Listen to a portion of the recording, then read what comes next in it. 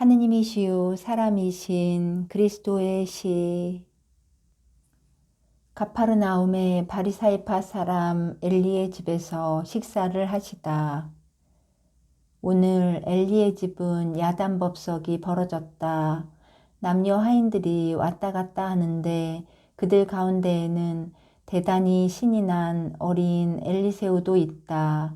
그리고 점잔을 빼는 두 사람하고 또 두 사람이 있다.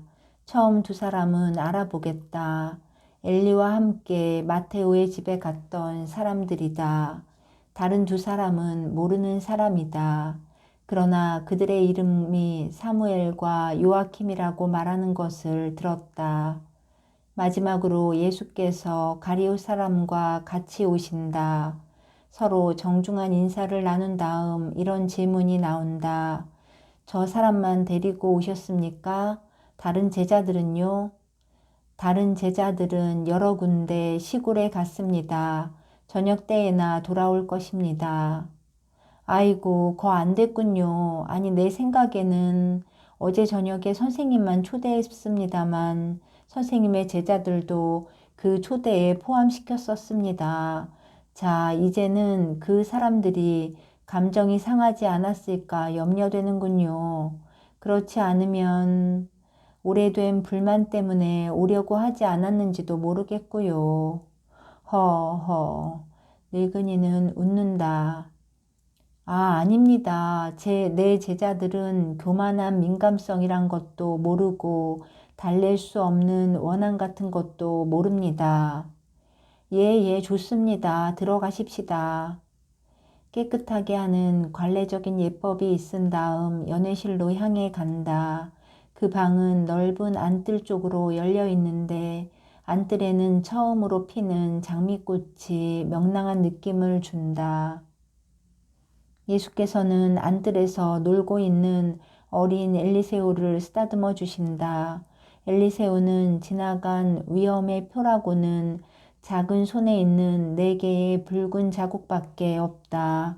그는 지나간 공포의 기억조차도 이제는 없다. 그러나 예수는 기억한다. 그래서 어린이들이 의례 그런 것처럼 자발적으로 입맞춤을 하고 또 입맞춤을 받기를 원한다. 예수의 목을 두 팔로 껴안고 머리카락 사이로 예수께 말을 하는데 큰 다음에 예수를 다니겠다고 마음속을 털어놓는다. 날 받아줄 거야? 나는 누구나 다 받아준다. 착하게 굴어라. 그러면 나와 같이 다닐 수 있다. 어린이는 깡총깡총 뛰면서 나간다. 식탁에 자리를 잡는다. 그런데 엘리는 아주 예절 바르게 처신하려고 예수를 자기 곁에 앉으시게 하고 유다도 자기의 곁에 앉힌다. 그래서 예수께서는 엘리와 우리아 사이에 앉으시고 유다는 엘리와 시몬 사이에 있게 되었다. 식사가 시작되었다. 처음에는 그저 막연하게 흔해 빠진 이야기가 오간다. 그러다가 이야기가 더 관심을 끄는 쪽으로 간다. 그리고 상처는 아프고 사슬은 무거움으로 로마가 팔레스티나를 얽어매 놓고 있는 노예 상태에 대한 한도 끝도 없는 이야기가 나온다. 사람들이 의도적으로 그 화제를 택하였는지 또는 그 화제가 악의 없이 튀어나왔는지 모르겠다. 그러나 그 바리사이파 사람 5이 로마의 새 억압을 독성이라고 한탄하며 예수를 그들의 토론에 끌어들이려고 한다는 것을 알겠다. 아시겠어요? 그들은 우리의 수입을 정확히 알려고 합니다. 그리고 우리가 회당에 모여서 거기 대한 이야기를 하고 또 그들에 대한 이야기도 한다는 것을 알고는 회당에 마구 들어오겠다고 위협합니다. 난 그들이 언젠가는 사제들의 집에까지 들어오지 않을까 걱정입니다. 하고 요아킴이 외친다. 그럼 선생님은 그걸 어떻게 생각하십니까? 그것이 지긋지긋하게 느껴지지 않으십니까? 하고 엘리가 묻는다. 예수께서는 직접 질문을 받으시자 대답을 하신다. 이스라엘 사람으로는 그렇고 인간으로서는 그렇지 않습니다. 왜 그런 구별을 하십니까? 이해가 안 됩니다. 선생님은 한 분이면서 두 사람이십니까? 아닙니다. 그러나 내 안에는 살과 피, 요컨대 동물이 있고 또 영이 있습니다.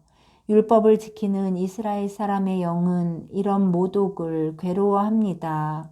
그러나 살과 피는 그렇지 않습니다.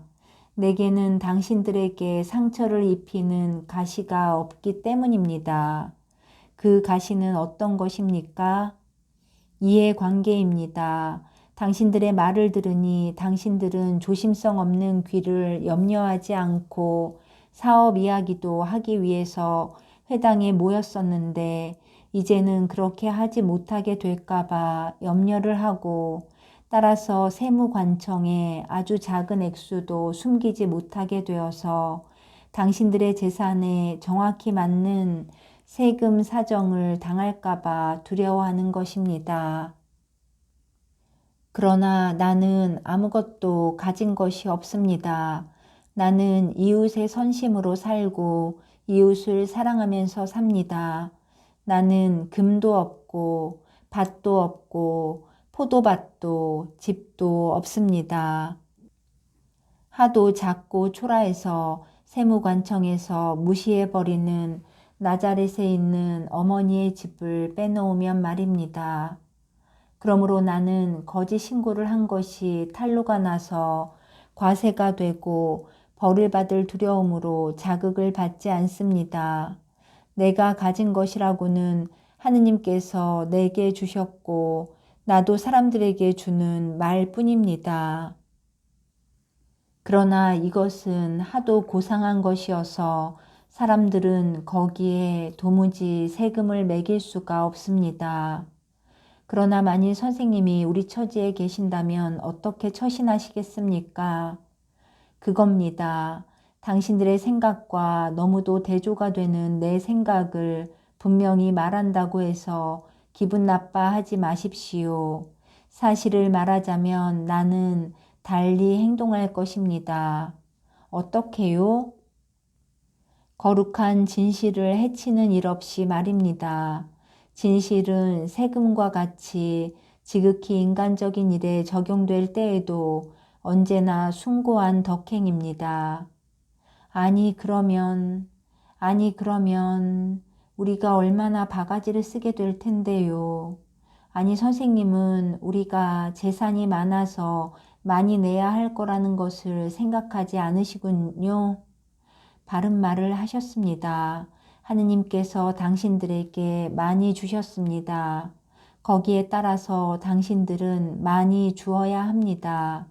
이것은 불행히도 흔히 일어나는 일입니다만 왜 가난한 사람이 그의 재력에 알맞지 않는 세금을 물어야 하도록 부정하게 행동을 합니까?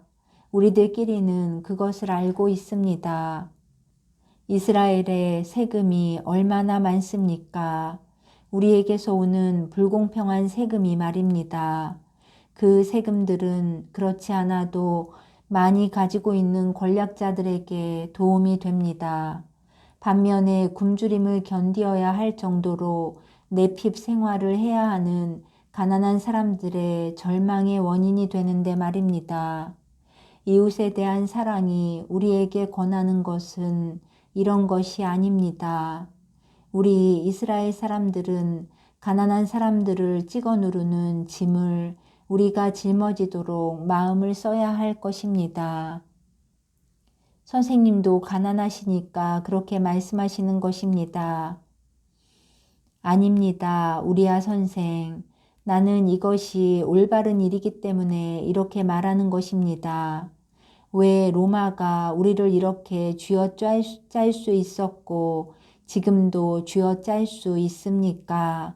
그것은 우리가 죄를 지었기 때문이고 원한으로 분열되어 있기 때문입니다. 부자는 가난한 사람을 미워하고 가난한 사람은 부자를 미워합니다. 그것은 정의가 없기 때문인데 적은 이것을 이용해서 우리를 제압하는 것입니다. 선생님은 여러 가지 이유를 드셨는데 다른 이유들은 어떤 것입니까? 나는 예배에 쓰이기로 된 장소를 인간적인 이해관계를 위한 완전한 피난처로 만들어 그곳의 성격을 변질시킴으로써 진실을 어기고 싶지는 않습니다. 거기에 대해 우리를 비난하시는 겁니까? 아닙니다. 대답을 하는 것입니다. 당신들은 당신들의 양심의 소리를 들으십시오. 당신들은 선생들이십니다. 따라서 나는 지금이야말로 봉기하고 반란을 일으켜 침략자를 벌하고 우리의 정권을 다시 세워놓을 때라고 생각합니다. 맞아, 맞아. 시몬, 자네 말이 옳아. 그러나 여기 메시아가 계시니 그분이 그 책임을 맡으셔야 하네. 하고 엘리가 대답한다. 그러나 용서하세요. 메시아 예수는 지금 당장은 다만 인자이실 뿐입니다. 그분은 모든 것에 대해 조언을 하시지만 반란을 부추기지는 않으십니다. 우리가 행동합시다. 그러면 시몬 선생, 내 말을 들으십시오. 열왕기를 기억하세요.